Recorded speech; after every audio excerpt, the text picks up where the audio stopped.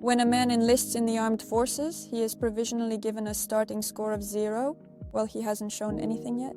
And when a new woman joins a group where nobody knows her, she is immediately assigned a score of -10. She then has to work to prove that she is at least at a level of 0. Hello, NAFO fellas. My name is Yevgenia. I'm from the 69th Sniffin Brigade, and today we are on the south of Ukraine. I will be telling you a story about two girls who became friends while serving in Ukrainian army during full-scale invasion, and who have not forgotten their former civilian lives and continue to be dedicated civic activists. My name is Anya, I'm 25 years old. I have been serving in the Unmanned Systems Forces in the Ukrainian army for 2.5 years. I have a background of previously serving in the elite airborne troops, and now I work extensively with specialized drones. Call sign is Sonic, I'm 24, and I am in my 4th year serving in the military. I initially started my career in the infantry within the Territorial Defense Forces, then moved to the mechanized troops, and now I have been serving in the Unmanned Systems Forces for almost 2 full years. I am truly and deeply grateful for that opportunity.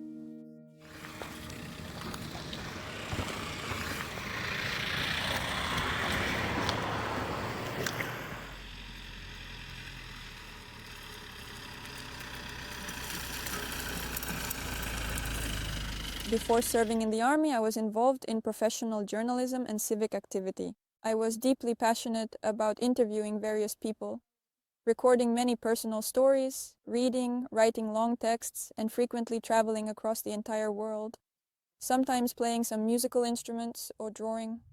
Such a very creative life and absolutely unrelated to the complex world of the technical sphere. When I first began my service, I was still completing my 4th year of university studies. At the same time, I also worked as a community manager. I used to hitchhike a lot, and I was involved in vegan activism as well as feminist education. Overall, I was a bit of a hooligan back then, and I really loved to roam around and explore. You are hiding your face, but why? I have been from occupied territories twice. The Russian forces first took my original home back in 2014. Then they took my second home in 2022.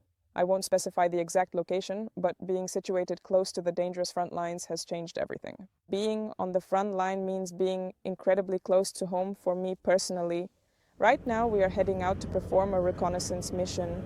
This is a vital process where we are carefully looking for further starting positions from which we can effectively carry out our work and operations. We are searching for some trenches and barracks located at a position from a greater distance from the front line.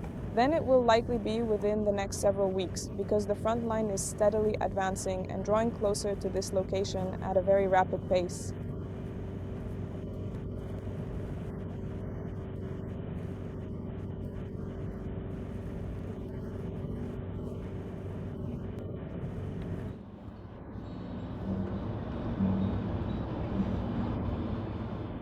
Each and every single time we search for new positions, I realize that the physical distance from my beloved home is growing, unfortunately. And despite all our collective efforts and despite all our hard work, unfortunately, the front line is steadily moving against us, and our home is getting even further away from us, drifting further into the distance. Attention. Every single day at 9 o'clock in the morning sharp, across the entire nation of Ukraine, a solemn nationwide minute of silence is now being observed. We ask you to pause for a moment, set aside your daily affairs, and in your quiet thoughts, remember your dear ones, both the military and the civilians who have lost their lives during the ongoing Russian-Ukrainian war. For me, stopping for a minute of silence is a profound act. I recently realized this deeply. It means returning to my primary motivation for being at war and defending Ukraine, and doing at least something that you can do for this cause. During these quiet moments, I vividly remember my comrades, recalling their faces, their voices, and the words they said.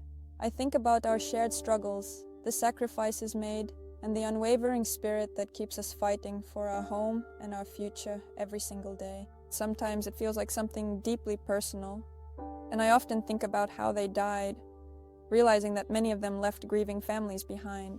And it gives you this profound and deep understanding that allows you to return to the very starting point of your journey. Consequently, these kinds of secondary problems that you often face, including these secondary angers directed at something specific, are gradually pushed into the far background of your mind. In this moment of clarity, you begin to realize that you are truly no better than those other people you were once judging so harshly. It's just that your time hasn't come yet, and for them it has already eventually, and they will no longer be able to take any action.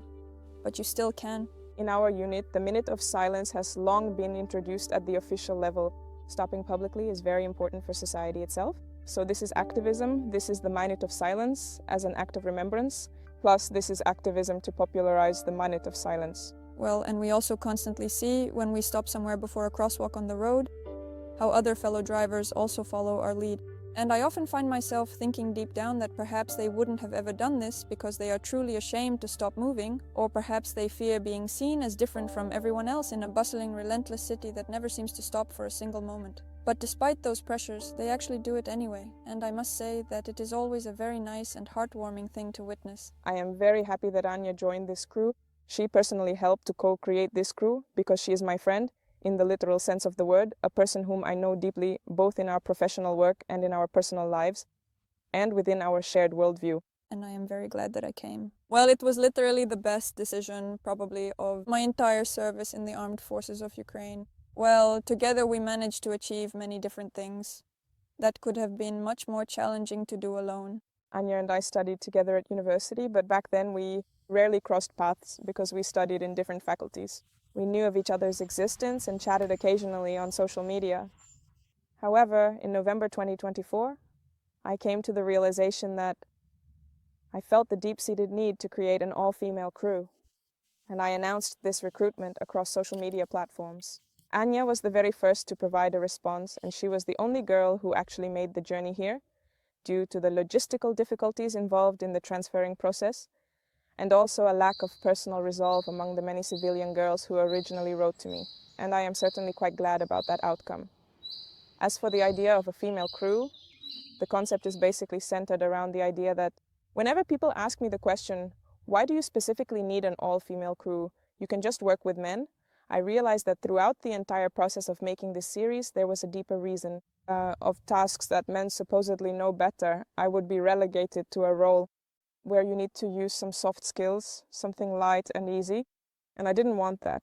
If you want equal rights, you must have equal responsibilities, which literally means you'll be soldering, sewing, carrying, hauling, and doing it all.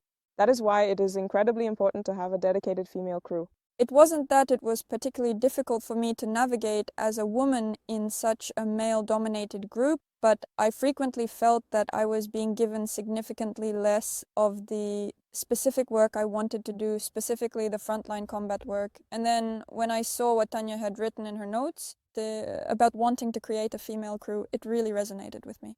We had talked before about our shared struggles, and I understood that she felt the same pain as I did. So I decided it was a truly great opportunity, and I felt that I absolutely had to take it. Well, one might easily think that this is something quite unimportant in the end, perhaps that it's just jokes or just some simple way of communicating with others.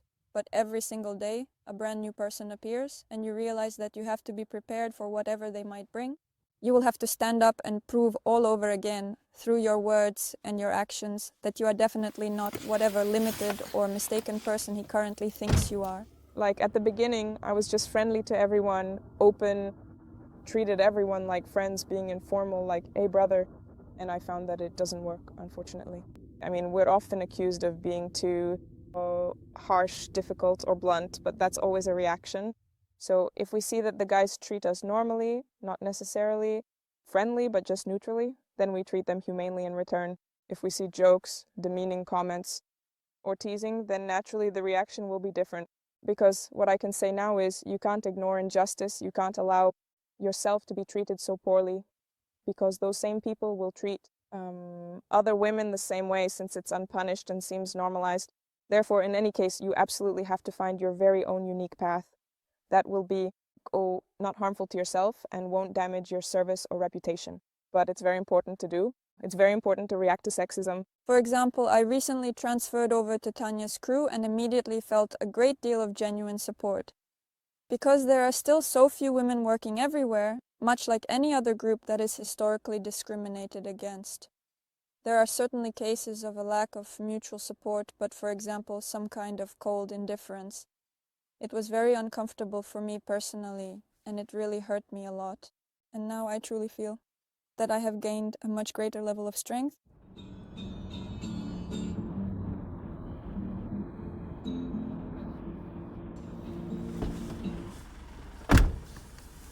Access to knowledge was quite difficult because, for example, in the Territorial Defense Forces, there were many older men who worked at service stations, those grandpas who can do everything. They are really great fighters in general. Being older people who have a lifetime of experience, can do a lot with their hands, are very much needed in the military. And they always wanted to pass on their knowledge, but to younger guys, to my peers, but definitely to boys. And in order to ask them to teach you something, you first had to go through a fair amount of mockery. It was quite a difficult and challenging process. But the knowledge itself is actually very elementary. I originally came from the Territorial Defense Forces to serve in this specific unit, and I had the incredible opportunity to go begin studying right away on a reconnaissance drone, and a highly expensive and sophisticated, very complex one at that. I got into training where there were people who had been in the UAV field for a long time. Some had even flown since the JFO or ATO, say, on a Lelica drone. I didn't believe in myself. It was very hard for me. Of course, I didn't show it, as is always the case in the military. Like, as a woman, you don't have the right to say it's hard or you're unsure. Like, confidence is important because men get by because they just confidently assert themselves more often than when they actually know something or even truly know what they are doing. And there was a wonderful instructor there named Svitlana, and she just really, really helped me to gain a lot more confidence in myself. She had a personal motto, and she even made special patches with it: adapt and then win. It was very hard for me then. It was generally a difficult period in my life, and also it was such a remarkably sharp change of profession. And when I first came to this training program, I simply lived those 2 months with this adapt and win motto in my heart. And thanks to her guidance, I truly believed in myself. You have to fully comprehend that the work of a fixed-wing UAV operator is heavily reliant upon thorough pre-flight preparation. That is, the absolute majority of time is preparation for the mission itself. Because in general, having wings in the sky is very expensive in every sense. We prepare our position, set up our system, the ground station, and the drone. We check the situation in the sky and then, according to protocols, carry out flights. Then we immediately transmit and deliver this information to the analytics or decryption department. And in fact, it is an unending cycle. But besides that, we also have many side tasks depending on the system, because different UAVs require different care, regular maintenance, and they have a variety of add-ons.